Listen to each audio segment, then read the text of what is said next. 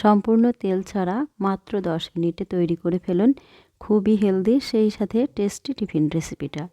একদমই জিরো অয়েলে এই রেসিপিটা আজকে আমি তৈরি করেছি। আশা করছি আপনাদেরও অনেক ভালো লাগবে। এটা খুব বেশি হেলদি আর সেই সাথে কিন্তু খুবই টেস্টি।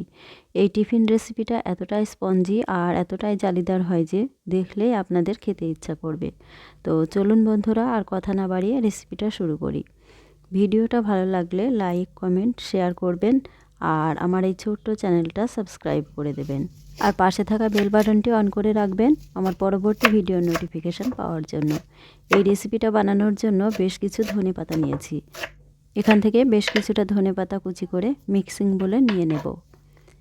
এরপর একটা গাজর নিয়েছি আর এর খোসাটা ছাড়িয়ে গ্রেট করে নিলাম। এখন গ্রেট করা গাজরটাও মিক্সিং বলে নিয়ে নেব। এরপর এর সাথে আধখানা ক্যাপসিকাম কুচি করে দিয়ে দিলাম আর দিয়ে দিলাম একটা টমেটো কুচি। এখানে আপনাদের পছন্দের যে কোনো সবজি অ্যাড করে নিতে পারেন। সবজিগুলো দিয়ে এর সাথে দিয়ে দিলাম হাফ চা চামচ লবণ, সামান্য একটু গোলমরিচ গুঁড়ো আর একটা কাঁচা লঙ্কা কুচি। এরপর সব কিছু একটু ভালো করে মিশিয়ে নিতে হবে, এতে করে সবজিগুলো বেশ সফট হয়ে যায়। সবজিগুলো ভালো করে মিশিয়ে নিয়ে এর সাথেই দিয়ে দিচ্ছি হাফ কাপের একটু বেশি সুজি। 10 টাকা দামের সুজির যে প্যাকেটগুলো হয় ওগুলোর একটা প্যাকেট নিয়েছি এখানে। আর এর সাথে একটু টক দই দিয়ে দিলাম। দইটা একটা চামচ দিয়ে একটু ফেটিয়ে নিয়ে দিয়ে দিলাম। এরপর দইয়ের বাটিটা ধুয়ে একটু জলও দিয়ে দিয়েছি। এখন নাড়াচাড়া করে সুজিটা সবজির সাথে মিশিয়ে নিতে হবে। এখানে আরও একটু জল লাগবে, তাই অল্প অল্প করে জল দিয়ে একটা ব্যাটার বানিয়ে নেব। তবে জলটা কিন্তু একবারে বেশি দেওয়া যাবে না, তাহলে আবার ব্যাটারটা বেশি পাতলা হয়ে যেতে পারে। আমরা ভাপা পিঠা বানানোর জন্য যেরকম ব্যাটার তৈরি করি আর কি, সেই রকম ব্যাটার তৈরি করে নিতে হবে।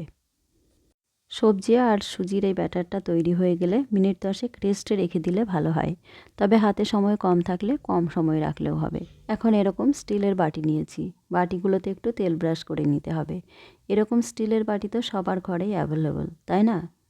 কিছুক্ষণ রেস্টে রাখার পরে সুজিটা দেখুন বেশ ফুলে গেছে আর সবজিগুলোও বেশ নরম হয়ে গেছে। এরপর এর সাথে দিয়ে দিলাম অল্প একটু বেকিং পাউডার। বেকিং পাউডারটা দিয়ে অল্প একটু জলও দিয়ে দিলাম, এতে করে খুব তাড়াতাড়ি কাজটা শুরু হয়ে যায়। তবে হাতের কাছে বেকিং পাউডারটা না থাকলে বেকিং সোডা বা ইনোটাও কিন্তু ব্যবহার করতে পারেন। এখন সব কিছু ভালো করে মিশিয়ে নিতে হবে। সুজিটা এতটা ফুলে গেছে যে সব জল শুষে নিয়েছে, তাই আরও একটু জল দিয়ে দিলাম আর ব্যাটারটা আবারও ভালো করে মিশিয়ে নিলাম। ব্যাটারটা একদম রেডি হয়ে গেছে, আর কিন্তু দেরি করলে হবে না। বাটিগুলোতে তো আগেই তেল ব্রাশ করে নিয়েছি আর এই বাটিগুলোতেই যা একটু তেল লাগিয়ে নিয়েছি, এছাড়া আর কিন্তু তেল ব্যবহার করব না। এখন বাটিগুলোতে অল্প অল্প করে ব্যাটারটা দিয়ে দিচ্ছি, এতে করে খুব তাড়াতাড়ি কুক হয়ে যাবে।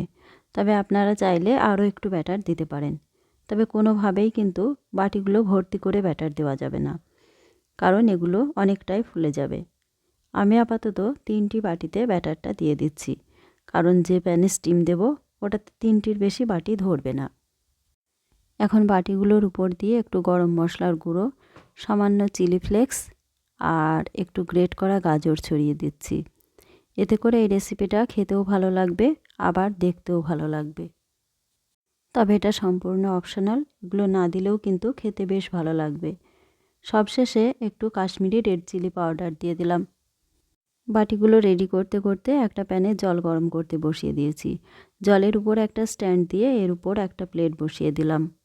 এবারে বাটিগুলো একটা একটা করে বসিয়ে দিয়ে ঢাকা দিয়ে দিলাম। মিডিয়াম ফ্লেমে মিনিট 10 স্টিম দিয়ে নিতে হবে। এখন ঢাকনার ছিদ্রটাও বন্ধ করে দিলাম। এটা স্টিম হতে থাক, এদিকে আমি একটা ধনেপাতার চাটনি বানিয়ে নিচ্ছি। তার জন্য কিছু ধনেপাতা মিক্সিতে দিয়ে দিয়েছি আর এর সাথে একটা কাঁচা লঙ্কা, 3 কোয়া রসুন আর একটু আদা কুচি দিয়ে দিলাম আর অল্প একটু সর্ষের তেল, সামান্য লবণ আর একটু লেবুর রস দিয়ে মিক্সিতে ব্লেন্ড করে নিয়েছি। এবারে ঢাকাটা খুলে একটা টুথপিক দিয়ে চেক করে নিলাম। টুথপিকটা একেবারে ক্লিন এসছে, তার মানে একদম রেডি হয়ে গেছে। বাটিগুলো নামিয়ে একটু ঠান্ডা করে নিয়েছি আর বাটির সাইডগুলো একটু ছাড়িয়ে নিলাম, এতে করে খুব সহজেই এটা মোল্ড আউট হয়ে গেল।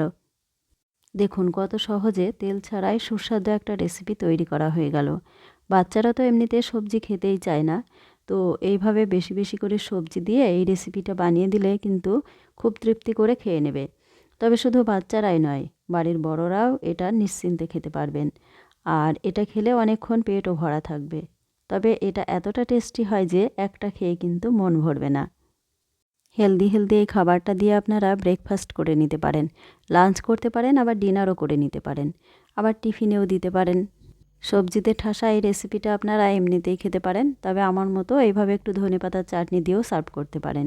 এই চাটনি দিয়ে খেতে এটা দুর্দান্ত লাগে। আমার আজকের রেসিপিটা ভালো লাগলে আপনারাও বাড়িতে একবার ট্রাই করতে পারেন। আর বাড়িতে বানালে কমেন্ট করে জানাবেন খেতে আপনাদের কেমন লেগেছে। ভিডিওটা কোথাও যদি এতটুকু ভালো লেগে থাকে, আমার চ্যানেলটা সাবস্ক্রাইব করে সাথে থাকার অনুরোধ রইল। সবাইকে অসংখ্য ধন্যবাদ।